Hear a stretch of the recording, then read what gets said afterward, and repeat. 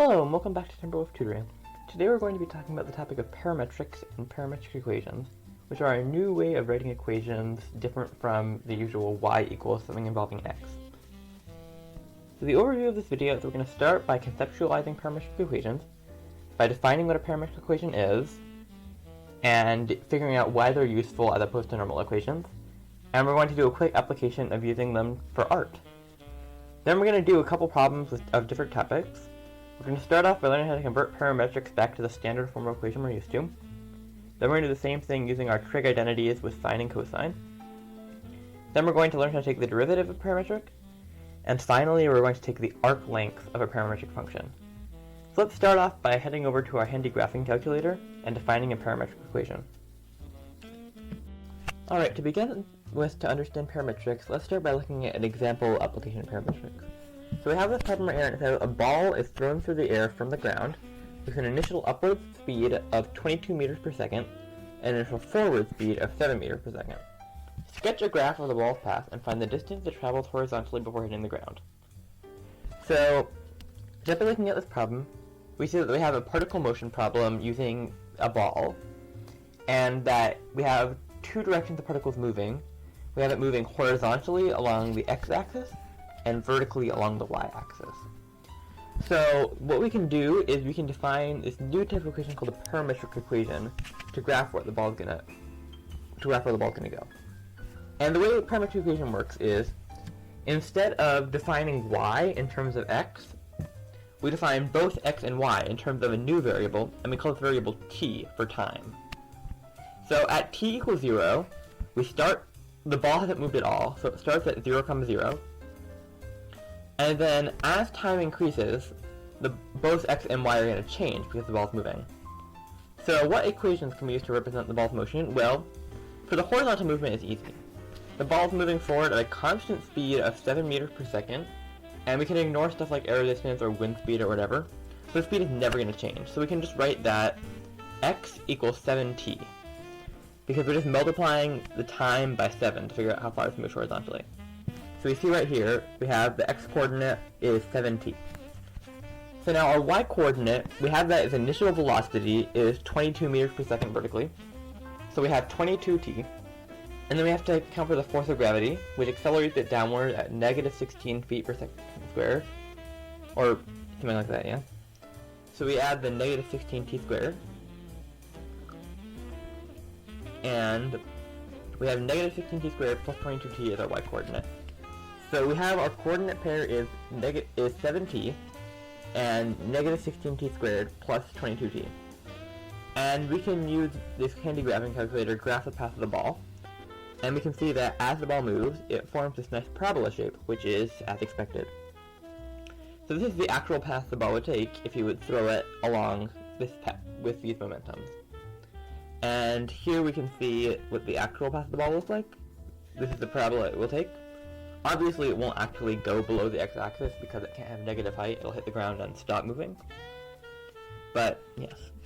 So you can see this is what the equation would look like here if you put it in standard form.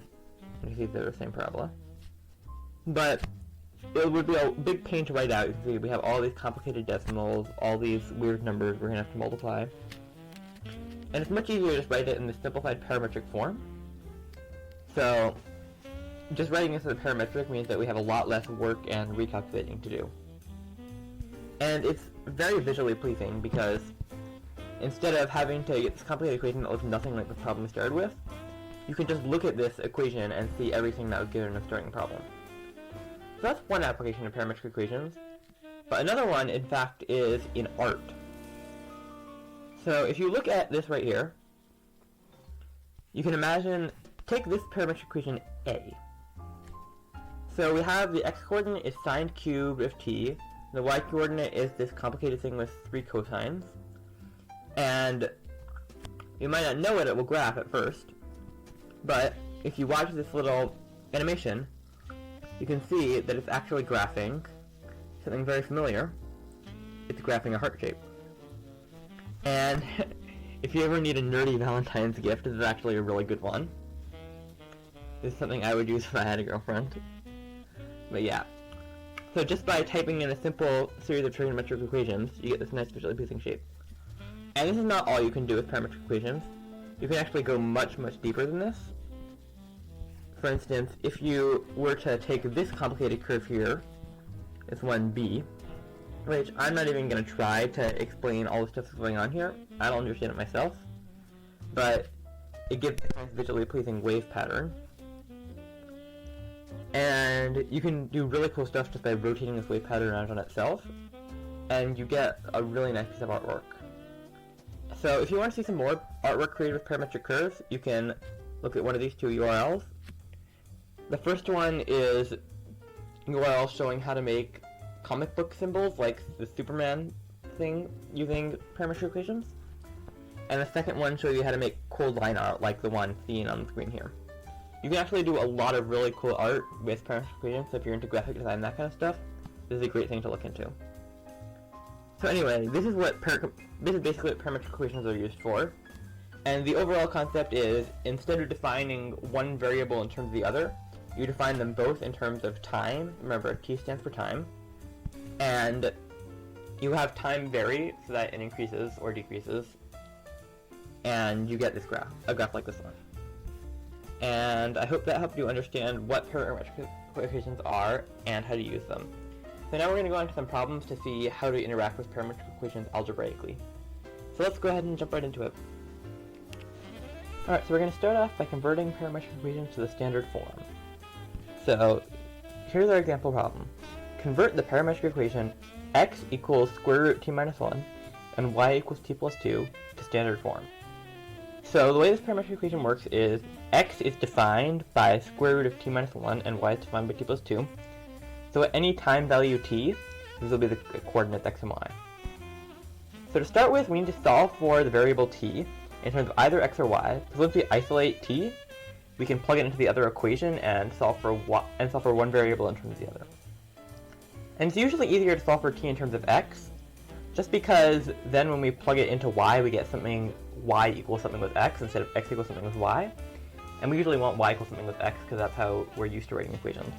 But either way works, and sometimes it's actually much easier to do it with x in terms of y, just because of how the two equations work out. In this case, we're going to solve for y in terms of x. So first we need to solve for t in terms of x. And what we'll do is we'll square both sides of the first equation and then add 1 to both sides. And we'll get that t is equal to x squared plus 1. So now that we have this, we substitute this into the second equation, and instead of y equals t plus 2, we're going to have y equals x squared plus 1 plus 2, or x squared plus 3. So we have our final answer is y equals x squared plus 3. And it's that simple. From this parametric equation at the top, we have this final equation, y equals x squared plus 3. So that's how you convert a parametric equation to standard form normally. However, sometimes you have to resort to a different method, and that's when you have trig equations in your parametric equation, such as sine, cosine, and secant, etc.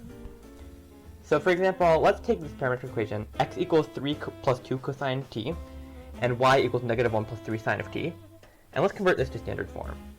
So if we try doing it the normal way, we'd get stuck, because we'd have to do something like sine of a cosine, and it would be plausible, but it would be really complicated and annoying. So the easier way to do it is to solve for cosine of t and solve for sine of t. And then what we'll do is we'll plug both of those values into the equation sine squared of t plus cosine squared of t equals 1. And you'll see that'll give us a nice answer. So let's start off by solving for sine and cosine. We have that cosine of t is x minus 3 over 2. And you can double check these yourself by it's simple algebra, you just subtract off the constant from both sides and then divide to isolate cosine or sine. And then sine of t is y plus 1 over 3. And if you want to double check this math, you can pause the video and try it out yourself. This is a useful skill to be good at. And then, now that we have these two, we do sine squared plus cos squared equals 1. And then we're going to multiply out the denominators to put it into a simpler form by just multiplying both fractions by 4 and then by 9. And it's 4 and 9, not 2 and 3, because the denominator is also squared. And we get our final answer is 9 times x minus 3 squared plus 4 times y plus 1 squared equals 36. And you may or may not recognize this style of equation. This is actually the equation for an ellipse.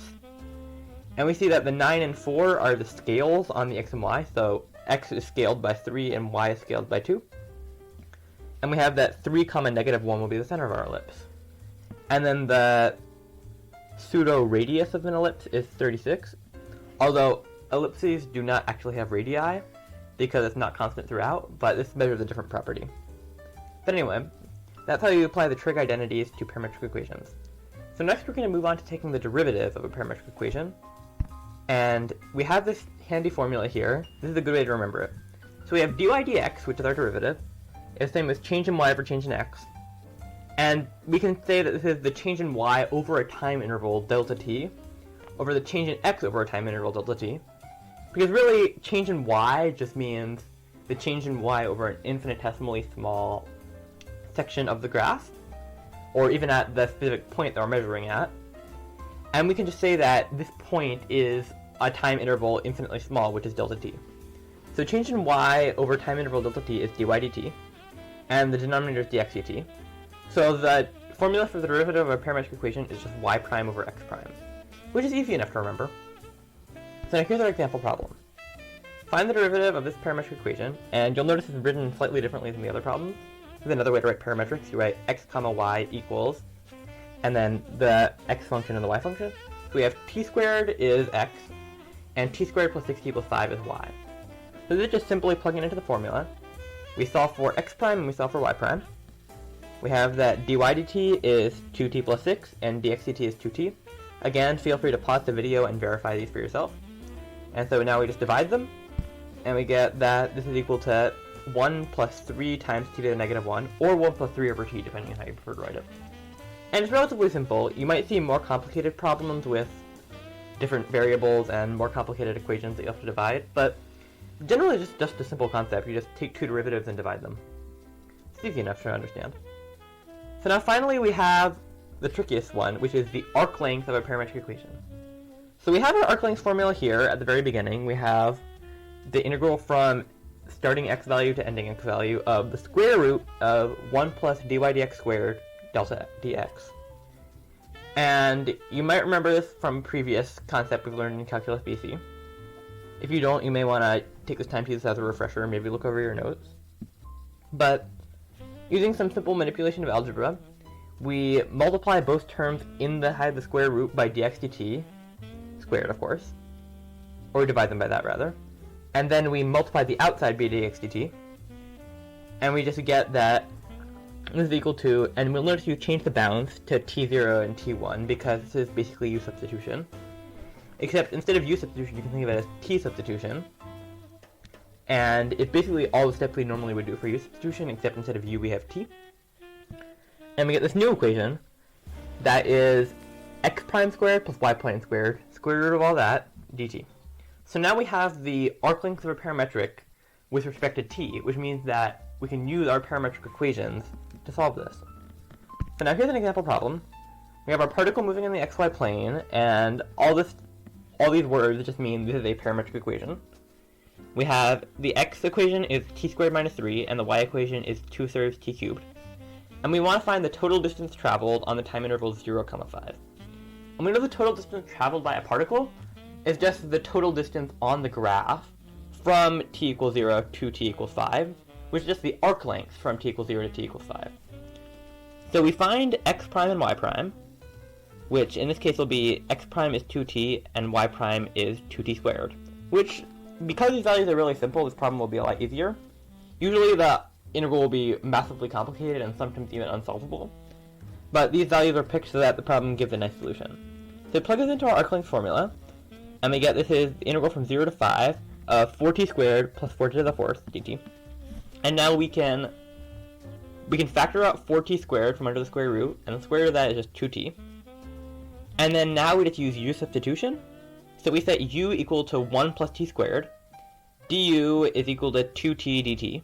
This entire thing just becomes square root u du, and the bounds become 1 and 26. You can double check this, verify yourself, pause the video if you need to double check any of this, or if you don't understand how we got there. And if you get really lost, you can always email us on the with our contacts. You'll see that at the end of the video or in the description. Or you can leave your questions in the comments below, and we'll be happy to answer them as soon as we get to you. So, anyway, now all we have to do is evaluate this integral. We use our reverse power rule. We get 2/3 u to the 3/2 from 1 to 26, which is 2/3 times 26 root 26 minus 1. And that's our answer. That's just the arc length from 0 to 5 of this parametric. And keep in mind that this is a time interval, not an x interval, so this will be over t from 0 to 5, not from x to 0 to 5. And if it was x to 0 to 5, it would be something more like x to negative 3 to 22, since we're plugging in 0 to 5 to our x value. But anyway, always keep that in mind, that these are the bounds for t and not for x. So anyway, that's all we have for you for parametrics today.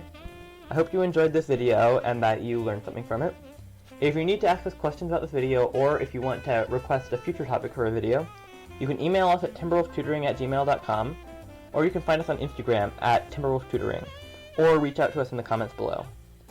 Thank you so much for watching our video, it means a lot to us. We hope you enjoyed it, and this is Robin from the Timberwolf Tutoring team, signing off until next time. Have a great rest of your day.